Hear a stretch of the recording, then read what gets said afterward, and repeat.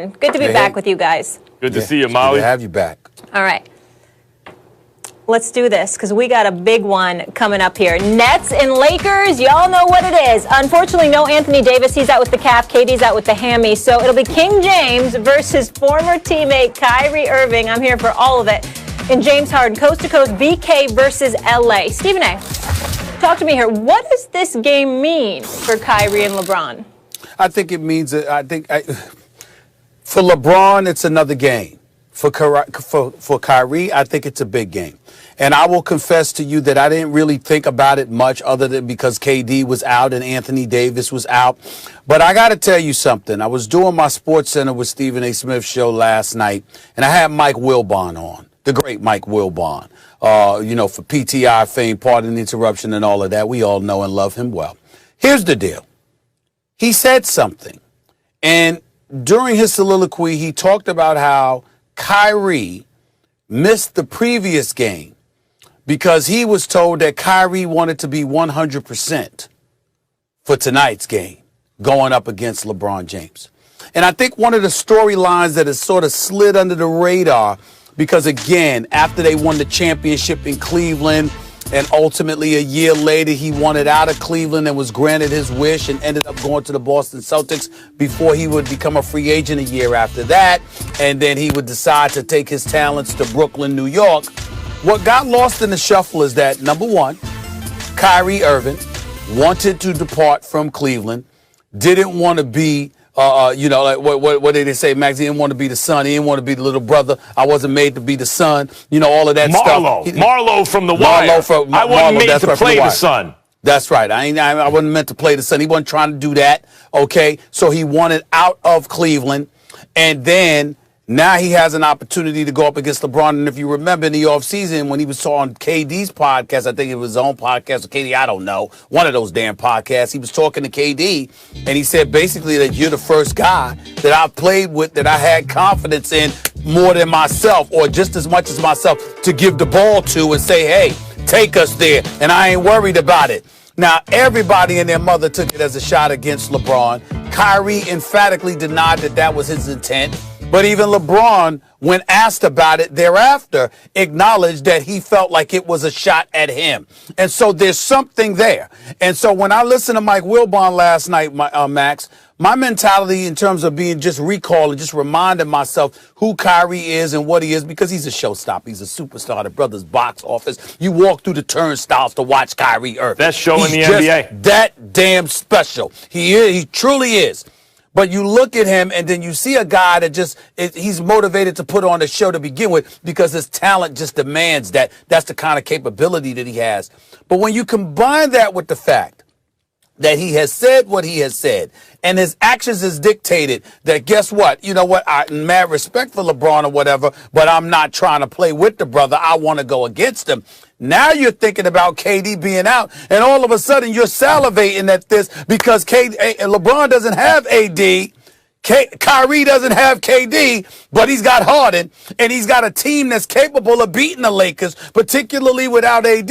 And so now you look at tonight's game, and it's a show. It's him against LeBron. You know LeBron going to be ready because he know Kyrie coming. And Kyrie is coming and is unapologetic about it. And listen, this is not something to create negative headlines. I hope people are not taking it that way. I'm saying when we talking basketball, here, Max, all right? And you're talking about not just teams going up against each other, but that individual show, because it's not like Kyrie can guard LeBron or something like that because LeBron's just too damn big for him. I'm just talking about two cats who are elite going at one another, looking forward to going at one another, and no matter how much they try to hide it, everybody knows they going after one another.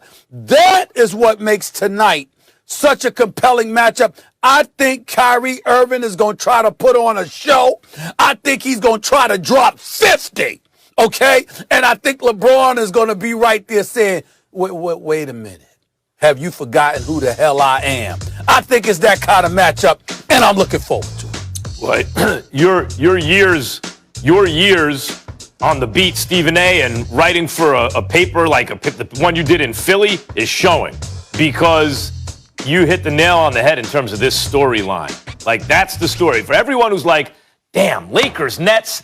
I was looking forward to this one. This is supposed to be a finals preview. No AD and no KD. Damn, it's not the same. Well, that's the story right there. Kyrie is coming for LeBron's head. And you bring up Marlo from The Wire. You know, I love to talk about Kyrie that way because Proposition Joe told him, I treated you just like a son. And Marlo's about to have him bumped off. That's right. And Marlo says, I wasn't made to play the son. The difference here is if Kyrie ever felt like LeBron was trying to son him, that may be. LeBron ain't Prop Joe. LeBron is the boss of all bosses. This ain't Prop Joe. So the thing about LeBron, and I won't get into what may have happened in their personal relationship in Cleveland to have Kyrie feeling like this about LeBron, but anyone who plays with LeBron is the sidekick. Anyone. Like, you know, AD is with LeBron. Who's the main man? It's LeBron. Doesn't matter who LeBron's playing with because he's the best player in the NBA. And there's downside here for Kyrie, Stephen A. And here's the downside, and you touched on that too. There's no AD. LeBron ain't part of a big three. He's on a nicely constructed team, but he's part of an MVP 2 with AD. AD's out. Kyrie's on a big three, and KD is out, but he still has James Harden. So I hear what you're saying. Kyrie is going to put on a show. No doubt, I think everyone would agree with that, or try. And when Kyrie tries to put on a show is put on. You are not stopping him on offense. He better win. The pressure is on Kyrie to win. Because and by the way, even then, what's the upside, right?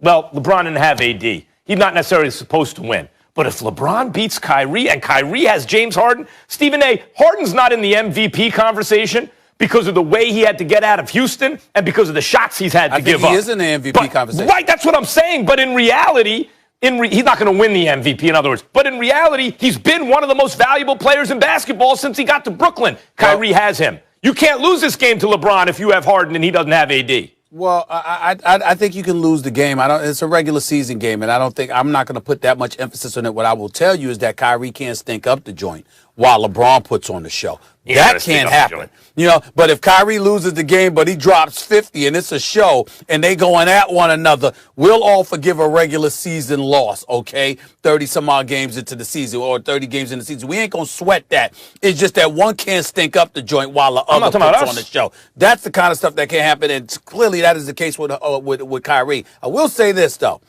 I've actually replaced KD with Harden in the MVP conversation because of KD's injuries and KD obviously being sidelined due to COVID protocols and what have you.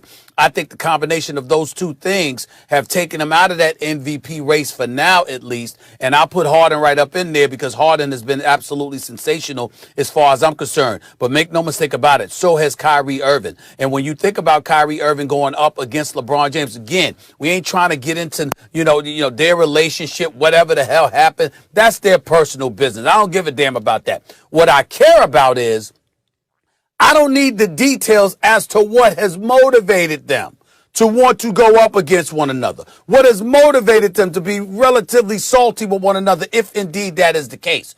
All I'm talking is pure basketball. I'm talking about in a game of basketball, you want individual animosity on the court. Of course. You love it. And Larry Bird and Dr. J with their hands around each other's throats. Look, I get all that, but you misunderstand what I'm saying. I'm not talking about he can't lose because of us, because this is not about us. This is not about the media. If it's personal, this is between Kyrie and LeBron. If Kyrie wants to get at LeBron, if he's coming at LeBron's head, that's between those two. What I'm saying is for the psyche of Kyrie and the Brooklyn Nets, don't be aiming at the throne. And you have Harden, and he doesn't have AD, and you lose. Kyrie will put on a show. I know that. I'm confident. They got to win the game.